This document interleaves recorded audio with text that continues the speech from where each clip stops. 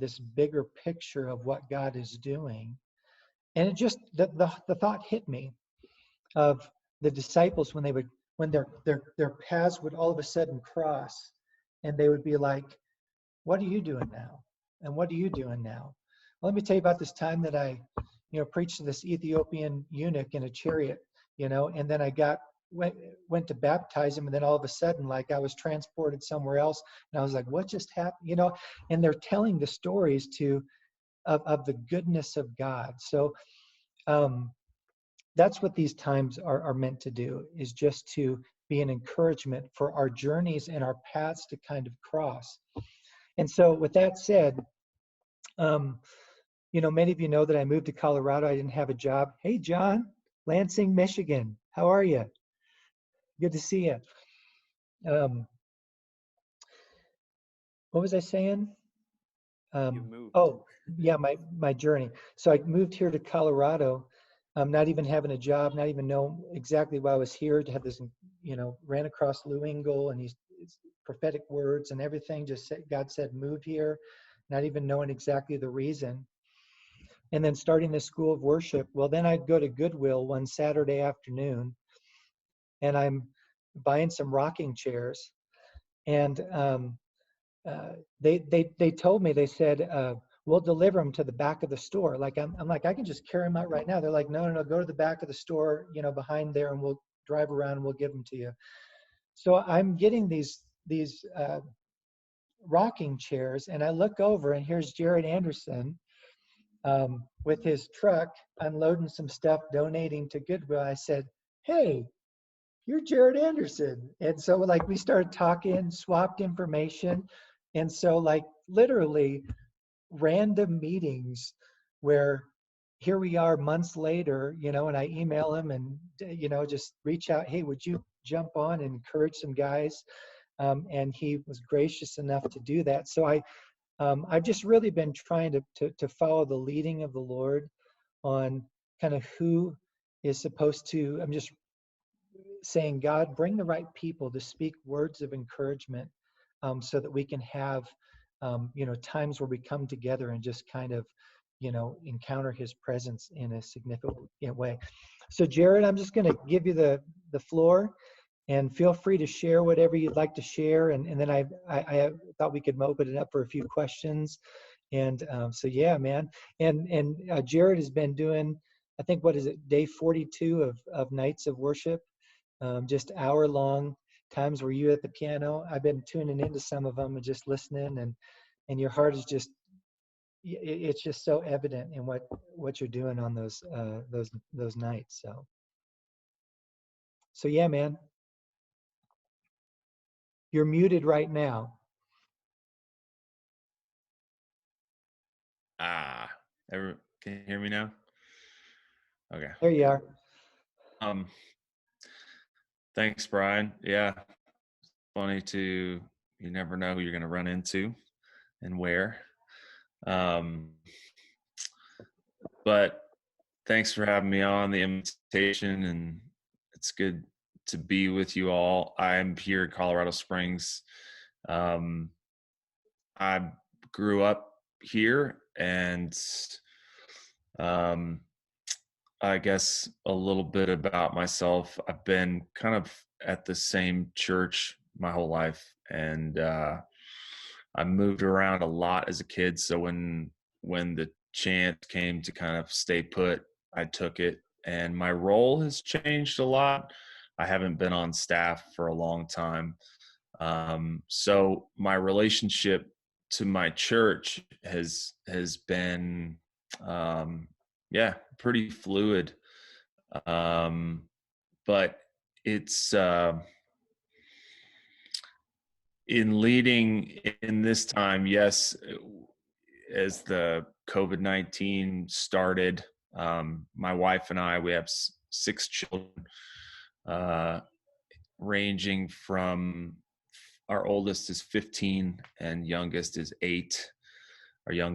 Our oldest 4 are biological, and our youngest 2 are adopted from Haiti. And they've been with us for 5.5 years now. briefly, I grew up in this church here at New Life, college, right at a time when it was kind of exploding and the Desperation Band and kind of, I guess, the dawn of what I guess I would call rock star worship. Oh, um, but it's a season, warts and all, of our communal history. Um, so yeah, have just been serving in different capacities, from an artist or a writer or a worship leader. Um, and I guess I come toward you with a couple of recent experiences. Um, like Brian mentioned, I've been doing these when this pandemic started. My wife and I just kind of talked. It was like, well, what can we do? And began just going live for an hour every night. It One of the things that I've noticed about this time that I don't feel like it's talked about a lot is the big shift on what time looks like. It feels like something that happened last week happened a lot longer than a week ago. It's strange. Like, our routines have like kind of fallen off the wagon, and with restaurants and gyms and everything closed, what you do with your time and where you take your meals and who you're with is just shifted so dramatically that I was looking for, like, golly, you gotta find something to anchor some, really like a ritual in order to ground myself to the truth. And I need like um more check-ins, I guess. um that so that this has kind of driven us to these nightly kind of hour-long slots to just kind of remember and to sing and to, in all this inactivity, to activate my voice. And I think we do, as worship leaders and pastors and ministers, um, we forget pretty quickly just how big of a deal it is for people to activate their bodies and use their voice. Like, you and I we've been given an instrument, like hand-picked, hand designed, like a one of a kind guitar given to you, and nobody else has this, and all of us have this instrument. um I've been taking private voice lessons, voice teacher, for like 5 or 6 years now. Every Thursday at 12:30 is my weekly ritual to have someone else who has ears to hear listen for what is happening in my voice. And it's like therapy. It's like someone gazing into what's going on inside you and the actual story. Like, if I'm stressed or feeling like amazing or I'm depleted, like, she can hear all those things in my voice and do mostly the same things inside the voice lesson, which is about a half an hour of warm-ups, like the same warm-ups every week for 5 years. Like, we haven't done a new warm-up. She doesn't bring me a new warm-up, like the same ones. And I'm still doing them. I could sit here and do them for you, but it's like I'm doing the same things, but I'm different than I was last week, right? Like, things have changed. I'm in a process. Lord knows I'm not getting any younger, right?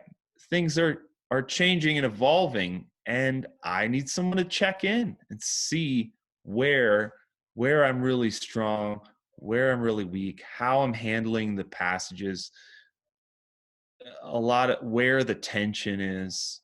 These are and it's not so much, it is a lot about releasing the voice in the best possible way, but a lot of it is removing the hindrances. Tension in my jaw is a huge hindrance. Not enough air coming from my belly, not enough air support, that's a huge hindrance. And I want to relate this to leading our congregation, um, in finding their own expression to the Father. Like our congregation, whatever group we're in, like if we're leading a small group or a youth ministry or whatever our ritual is, like this group of people has its own voice, literally, like its own sound, its own voice.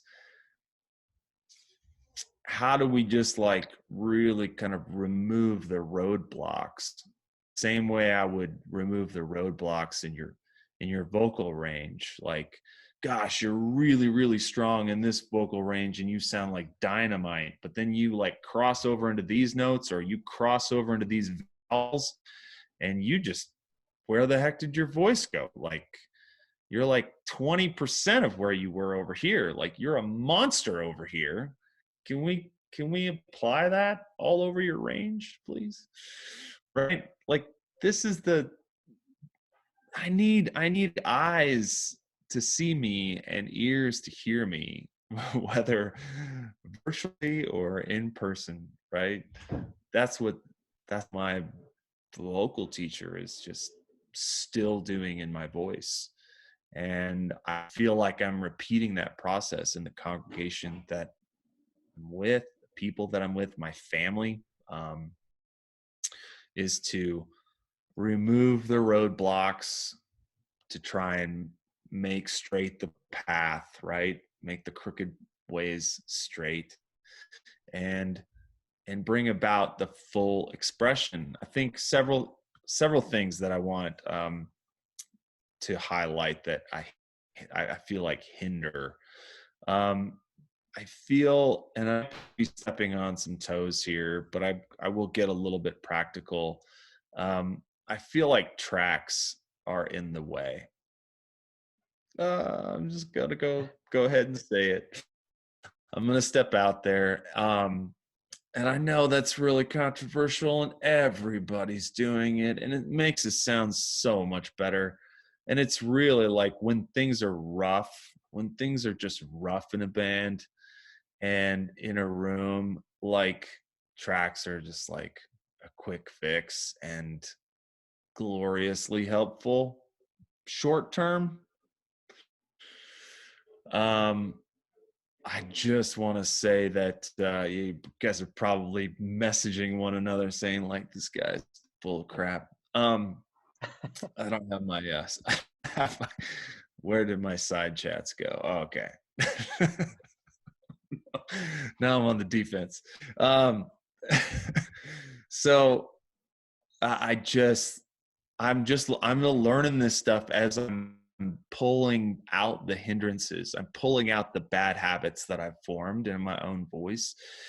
And I'm looking at our community and our kind of our worshiping practice, our worshiping ritual. And really, our people have not discovered the beauty of their own voice. Come on now. Like, I know I'm still discovering mine, and I'm the boss. I'm the boss, and I'm still like pulling out rocks, right, on the path. And I just like I long for that day. Like I'm noticing it some in my kids too. Okay, this is interesting. Bringing John and Christina are our two children from Haiti. John is now 10, Christine is 8.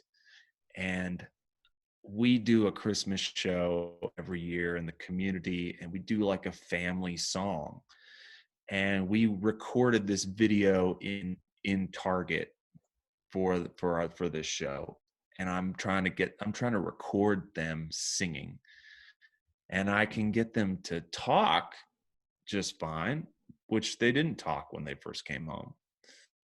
They talk fine, but singing, like producing a pitch, has been a real struggle, right? So they're 8 and 10. I'm not in a hurry, but I'm more and more, I just like, I want them to experience the beauty of their own voice.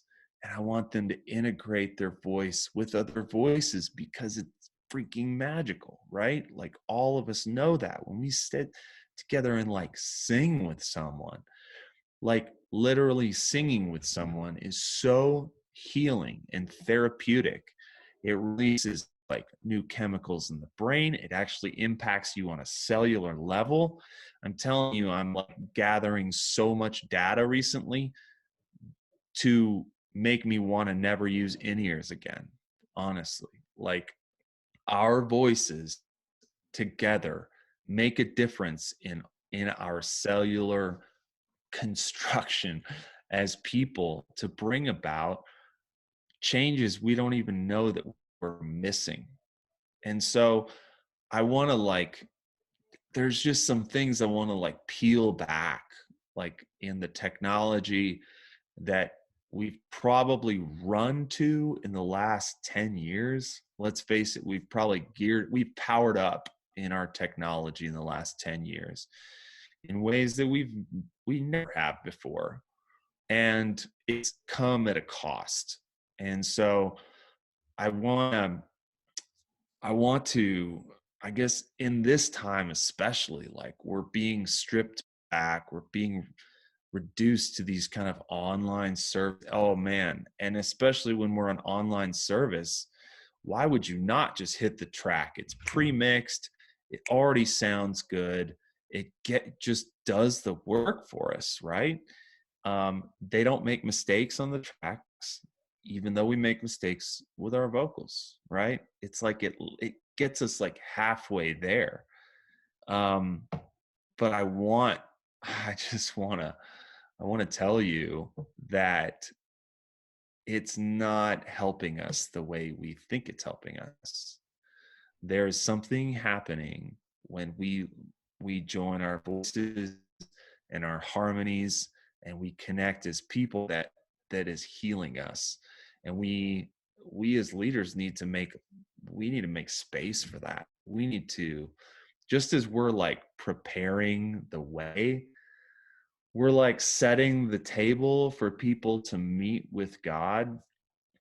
I think we've got to re-engage our bodies and our voices and doing this together with one another. This has got to become like home base for us as the people of God. I mean,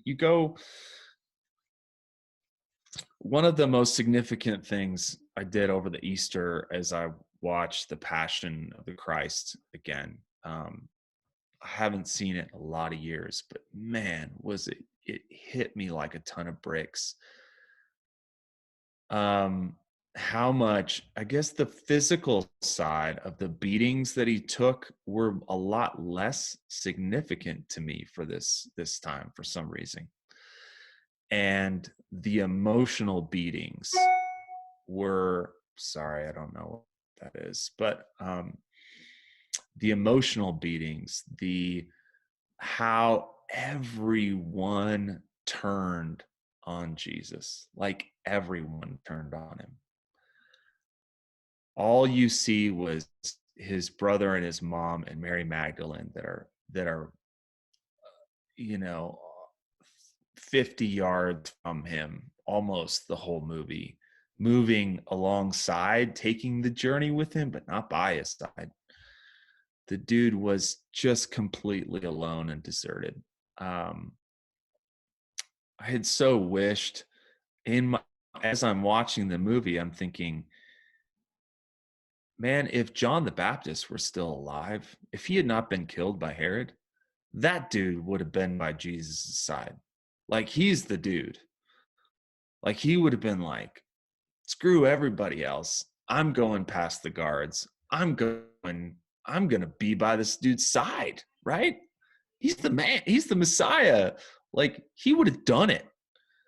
I mean, there were no, like, even his best friends, right? Peter, as you said, like, walked on water. Good Lord. You would think at least some of those guys would have been closer, and they were gone. And just the crushing, that, to me, the empire, right? Pontius Pilate, the whole structure of Rome was just like, nah, couldn't see Jesus for who he was. The whole religious structure couldn't wait for him to be gone, right? And friends, as we are carrying around this intimate relationship with heaven on enemy territory, we're on earth. This is where the devil was kicked to when he fell. We're on enemy territory, carrying around this precious gift of intimacy with Jesus. The fact, our belief, our ability to believe in him, to call on him. He's sent his spirit to be here until the day he returns, right? Oh, this precious gift is so similar to the voice. And there's so much against it. All the structures of the empire, like in Jesus's time and now in ours, everything that equals like enterprise and power and capitalism and all of these things, these are all at odds, to put it nicely. They're all at odds with our intimacy with Jesus. Even the religious structures, they don't uphold it. They manage it. They call it into line. We strike it with morality. But just as in Jesus' time, this people just could not see him for who he was. And yet we long in anticipation for his return. We long, our hearts are wired to want him, to worship him, to belong with him, right? So this is the believing community that we're out here trying to serve. And it's precious and it's delicate and it's so easily beat up and smashed, and yet it's like this candle that will not quit burning. And we have been called as leaders and as worshipers to rekindle this flame. And friends, it happens with it when people express their voices, and they've got to get their bodies involved, and in order to move their hearts, and they need to lift their hands, and they need to see one another, and they need to be seen by other people. They need to be heard. They need to be listened to. Just like vocal, we've got to bond in order to strengthen this candle within, in order to reflect back and forth to one another of this mystery of the Spirit at work in us, right? So I'm passionate about our how necessary this work is, and how much these stones of hindrance, either the technology or our brash sense of communication, like accept or decline sensibilities, like, man, that has let's just talk about the impact that has had on our relationships. Like, I just don't talk to my kids that way, right? Like, make your bed, accept or decline. Like, and yet I understand, like, we are doing campuses, we're in multiple locations, we're spread out. It's much easier to communicate. I really I'm not against planning center, but I sense its impact on our intimacy. I sense its impact on our relationship, and I sense its impact on the gold of the gospel that we are trying to see flourish. And it's not it's not the goal of the crowds that we need to see flourish. It's the goal of our hearts and our voices. And that's who I want to see. We need to become disciplers as worship leaders. We need to see people's voices flourish, see them grow, and see them like step into their own and be uh, be strengthened and be fully alive and engaged. Golly, someone who's fully alive and engaged, that does so much spiritual warfare in our communities. That like sets captives free. That opens blind eyes. Like that's the juice that we can so readily engage in. And music is so tangible, right? It's just us and here, but when we start to sing, man, the atmosphere starts to change. People begin to like lose their defenses. Their ears begin to open, their eyes begin to see. Like this the adoration of God and his holiness, man. There's nothing like it. I don't want to take up all the time, but I could go for a while longer. I know time is precious. All of ours is. So I do want to leave. I don't know if you want me to keep going, Brian. If you want to open it for a Q&A Um, biz. yeah, no, all this is great, Jared. Really great stuff. You're saying some things that even in past weeks we've talked about, just about the whole. I was telling him a couple weeks back that I was on the elliptical the other day, and just as clear as day, the Lord spoke to me, and He said, "The days of perfected worship are over." And I really believe that what you're saying, this whole mindset of these tracks and the performance of it all and the presentation of it all, like God is really, um, it's almost like He's done with it, to the point like He's literally He's taken everything away from us, our buildings, our crowds, everything. And like literally He's stripped us, and kind of like, what are you going to do now, and what is this all about? But can you speak um, quickly to songs? And let me just preface this for a minute, because I'm a songwriter. Many of the people on here are songwriters. Many of them have produced albums. Um, I had, like, for instance, in my albums, I've had some songs that have gotten a little bit wider distribution through CFNI and some Integrity and some different things. But I remember for a long time, because the same thing that you're talking about as far as this raw, authentic worship that God is after, and people experiencing the real, and the authentic, instead of kind of this overproduced almost kind of expression that we've kind of sold people into believing that this is what worship is, instead of their voices coming out. I found that the same thing is true with songwriting. In fact, for about 4 years, the Lord stripped me um, of being able to write any songs at all, because and He told me this. He said, "Brian, I took your gift away because you started writing what you thought people wanted to hear instead of writing my heart through you. And you were never intended to write for an audience. You were meant to write what I give you, and that whole thing."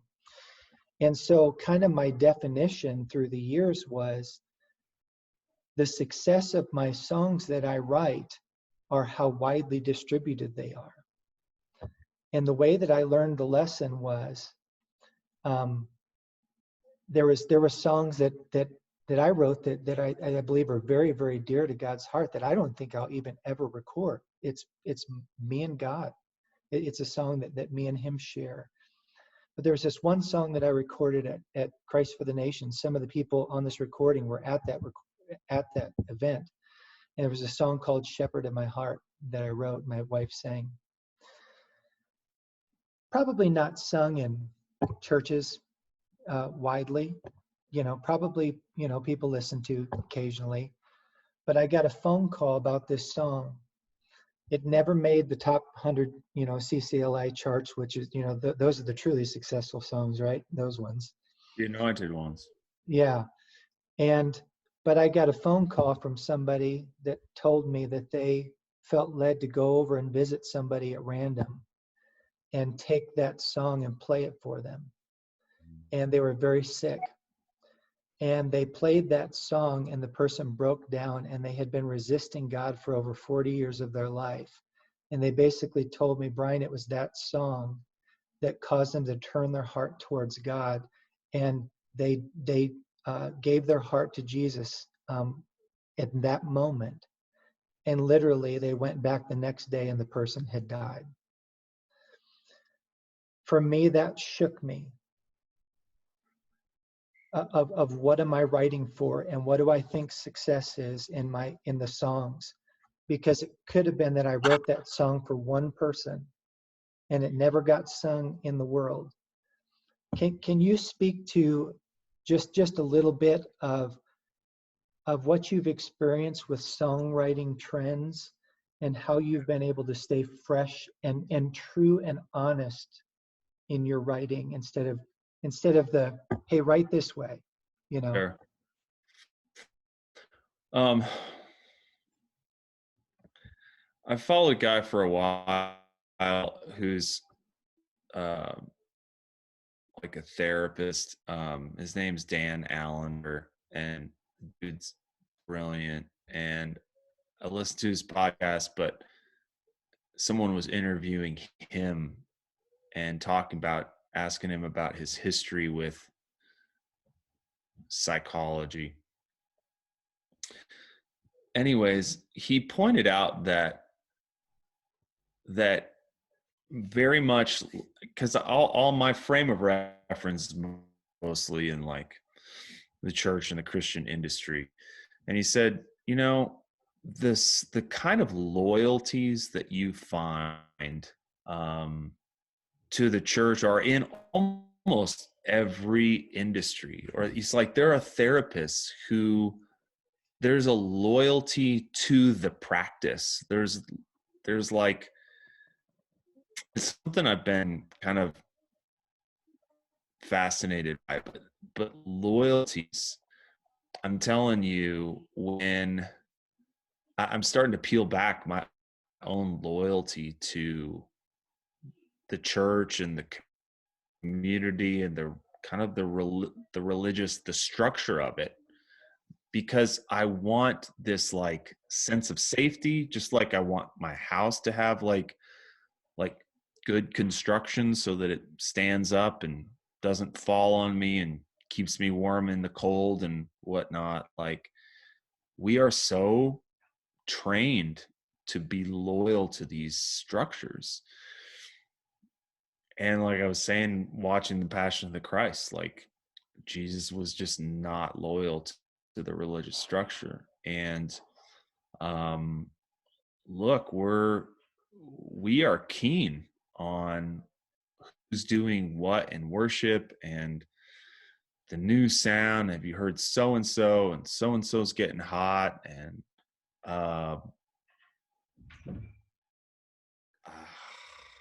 yeah, it's such a ladder to climb now.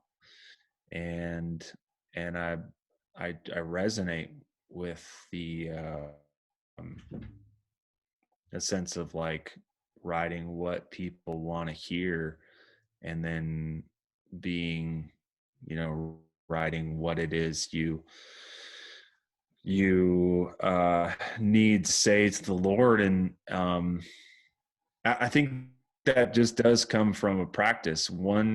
If you practice writing what people want to hear, that's what you're going to write. If you, and I think part of that comes to like, where's your loyalty? And I had a lot of, and this is what I think Jesus replaced loyalty with a structure, with friendship with God. Like Jesus developed friendship. He didn't call us servants. He called us friends. right? Um, the institution doesn't call you a friend. Only certain times does it call you friend. When you're at the bottom and you're used up and washed up, they don't call you friend. They call you liability.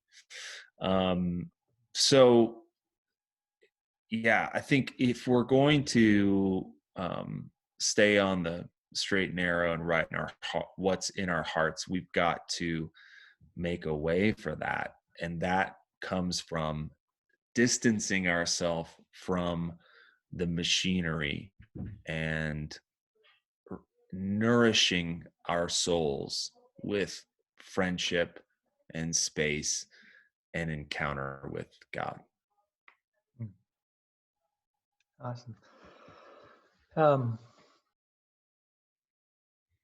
are there, I'm just curious, Jared, are you finding in this pandemic um, more inspiration to write, or is does it seem dry? Does it seem, or is it, because what I sense in my spirit that there's going to be a real emerging, um, even when God asked me to launch this with worship leaders, and I'm doing the same thing with pastors every other week, and it's just crazy how that one of the questions that was asked by the pastors, one that we had last week, was some of the guys they're getting like 3 and 4 times the quote viewership online, and they're not sure what to do with it. And it's flattering to say, oh, okay, instead of 1,000 people watching, I'm getting 4,000 people watching. But what does that mean? And so when I first, God spoke to me. I woke up early in the morning, came down, and the Lord said, He said, Brian, at the end of all this season, um, the church is going to look radically different, and nothing's going to be the same. Like major shifts. Like I just sense like that the Lord is really changing the playing field. Um, are you finding, that it's hard to press in and write, that you're having to really kind of force yourself? Because I'm sensing, man, these massive mood swings. Like sometimes I get up in the morning and I'm like majorly depressed, and I'm not like given to depression. And there's sometimes that I have these incredible encounters with God. So what are you sensing during this time that you can kind of speak that might relate with some of what people are feeling in this moment? Well, I think just, people vote the economy. It's the one thing people vote on. And it happens to be one of the most, when the economy shakes, we're just thrown off balance. And yeah, like you said, it hits like grief, um, like stages of grief, anger, denial, acceptance, all those things. Like the world is changing. It's not a question of will it go. We'll never go back to I mean, it's 9/11. It's, you're never going to go to the gate and get your friends at the airport anymore. It's never going to happen. Like that kind of change is coming to us. Like we're not going back to what things were. We're going to find a new normal. And so it is like, yeah, how are we going to stay above the water in this storm? And if we are, it's going to require us to stretch in ways that we haven't. We're going to use muscles we've never used before. I talked to a friend who's like, I'm like, dude, what are you doing? He's like, man, I'm doing a lot of parenting. Yes, you are, bro. It is so much right now. But yeah, I think as far as the impact, I mean, worship, we're definitely finding new language because we're becoming more in touch with the shaking that's happening in our senses and in our bodies and our emotions. And we're learning to cry out in ways we just didn't have to learn before. And that's kind of to the advantage of the worship leader, because we're the ones like responsible to speak on that.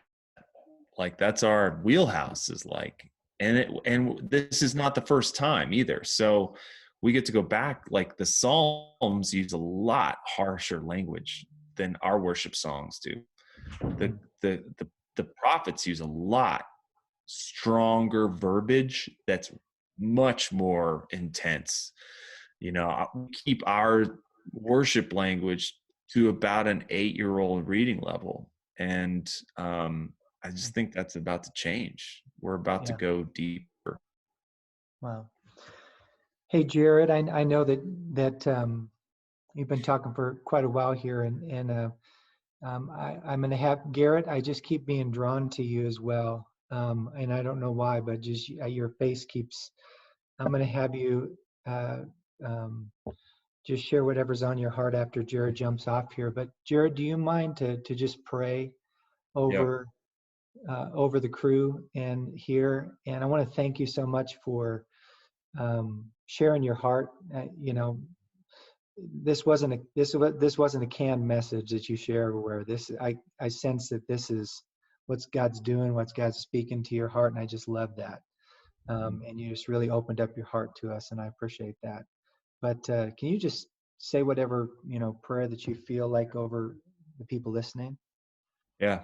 Father, I'm just like thankful, first of all, that you've called my brothers and sisters, that they've heard the sound of your voice and they've turned their hearts like a sunflower to your light, God, and that we're like standing here responding to you. And I thank you for the gift of responding, Lord. If we get to the end of our days and say all we did was respond to the movement of the Holy Spirit, well done. Mission accomplished. Father, I just thank you for my brothers and sisters, and I thank you for the unique gift that you've placed in them to reveal a side of you that we will never see without them. God, so unique, so specific. You're such a good giver. God, would you heal us? Would you heal us of our blindness? Would you heal us of our deafness?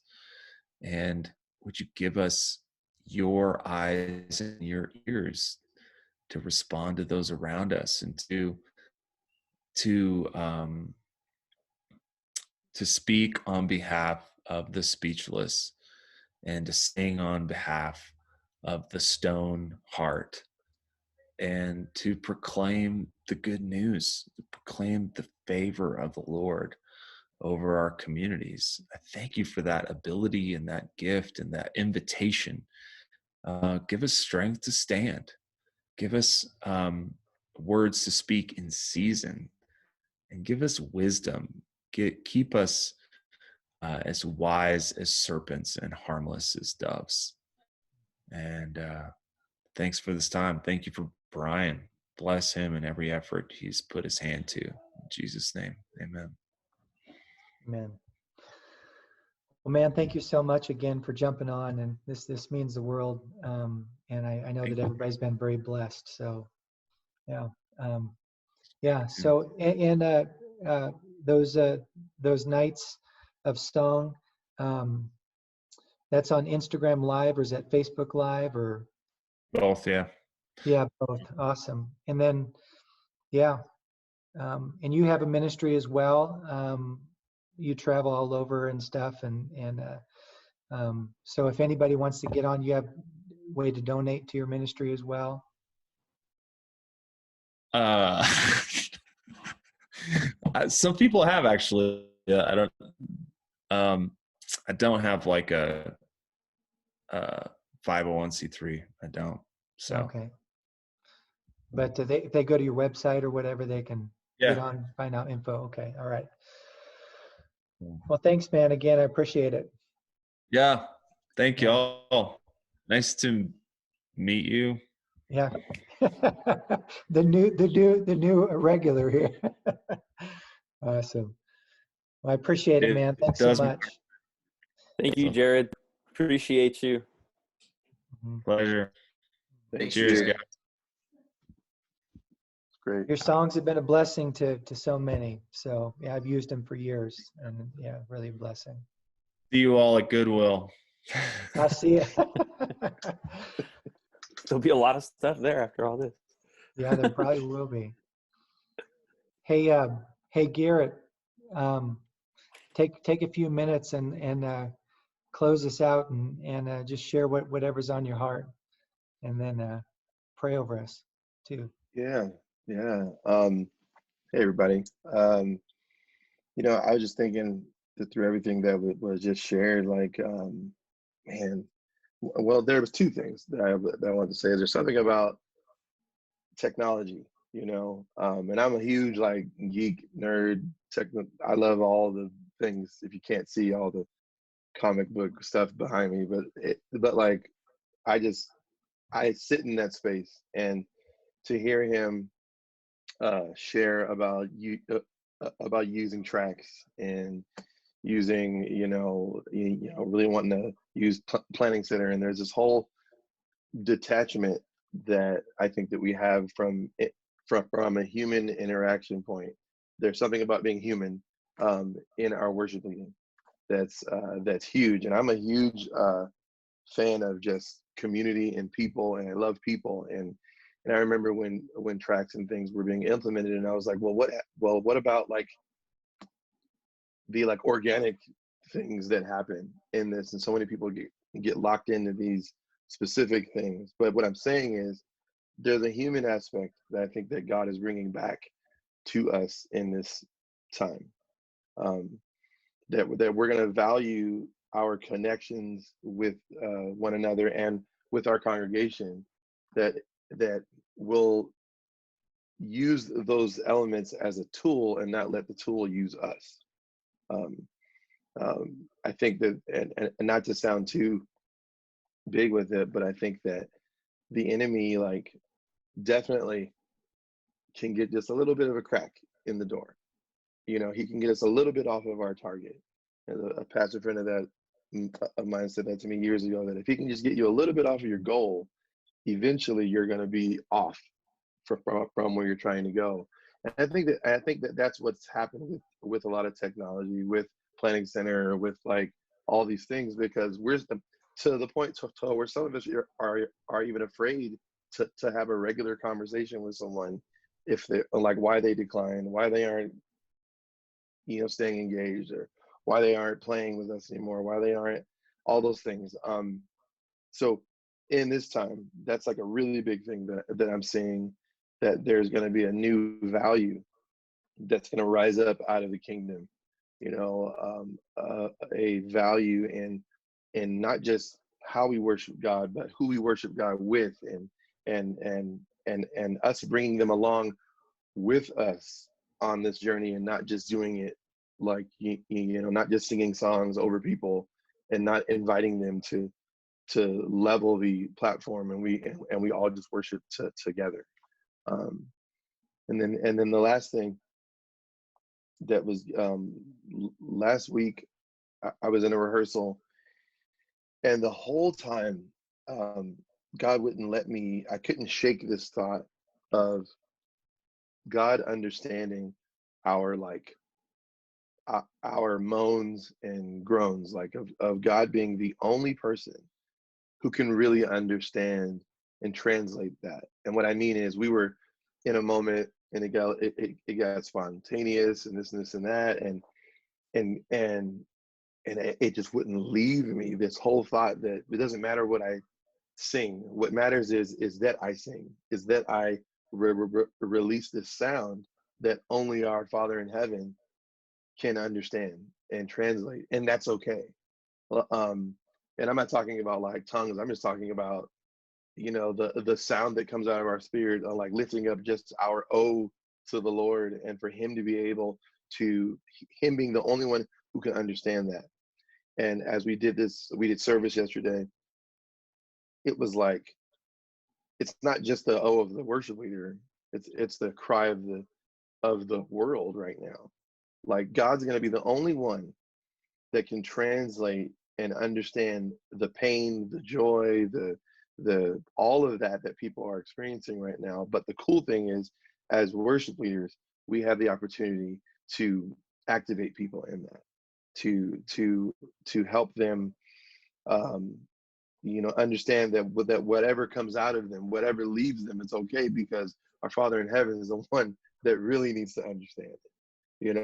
But there's a beauty in that.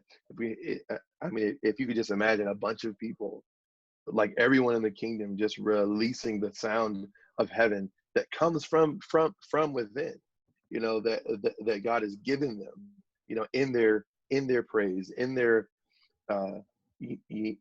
adoration of him and to him, what that does. And I don't know. I don't know if any of that makes any sense, but it was a very like profound moment, like for me last week, just being reminded that God's the one that understands. All he requires from us is a response. And I think as we continue to sit in this Corona season, whatever it is, there's something huge that's going to happen in us. But we have to be people who respond, people who aren't afraid of releasing whatever that O is, and also showing and encouraging others to do that. Does that make? Yeah. Hey, before you pray, let me just put it in a different way, Garrett. Yeah, sure. I remember being behind the stage. Some of you guys remember the curtain that they used to have there at Christ for the Nations, and we were getting ready to do a night of worship, our monthly night of worship, and worship went horrible. I'm sorry, not worship, but rehearsal went horrible, and I was feeling really frustrated about the whole worship set. Kind of like, man, what is going on here? Like, this is just terrible. And as clear as day, I just heard the Lord say, what if I told you that that you listen to the voices, but I don't? And I was like, what are you talking about? He said, what if I told you that I hear nothing else but the heart? And it was just like this, whoa, in your face moment where the Lord was just showing me that he values, he can interpret what is coming out of our voice, because it's really the abundance of our heart that's coming out. And he can take that and use it in a way that we didn't even think possible. Absolutely. But pray over us, Garrett, and then we're going to close out, man. Powerful word. Yeah. Oh, it's all good. So God, I just thank you, Lord. I thank you for all my friends here, Lord, that are submitted to you, Lord God, that have heard your voice, Lord God, and are responding to the call, to your call on their lives, Lord God. Help us to continue to die to ourselves, Lord, and let you rise up and live through us, God, through our voice, through our gifting, through our interactions with people, through how we love each other and how we love others, and how we lift worship to you, and be living and breathing examples of what worship looks like to our King, Lord God. I pray that you would encourage us, inspire us, Lord. Use every part of this time, Lord God, for your glory. Use the sadness, use the joy, use the time with family, use the frustration, use the isolation, Lord, to give glory to your name, that you would make beauty from ashes, Lord God. So we love you, we thank you, and we just say rule and reign over our lives in Jesus' mighty name. All God's people said, amen. Amen. Amen. Hey guys, it's so good to see all your faces. I know there's a few people on here I don't know that were invited, but thank you all for tuning in. I'll let you know when the next one is. I'll try to put the right date in this time instead of the wrong date. So, all right, well, God bless you, and thanks so much for tuning in. Yeah, thanks, Love Brian. God bless. See you guys later. Bye. Thanks, Brian. See you, everyone. Yeah.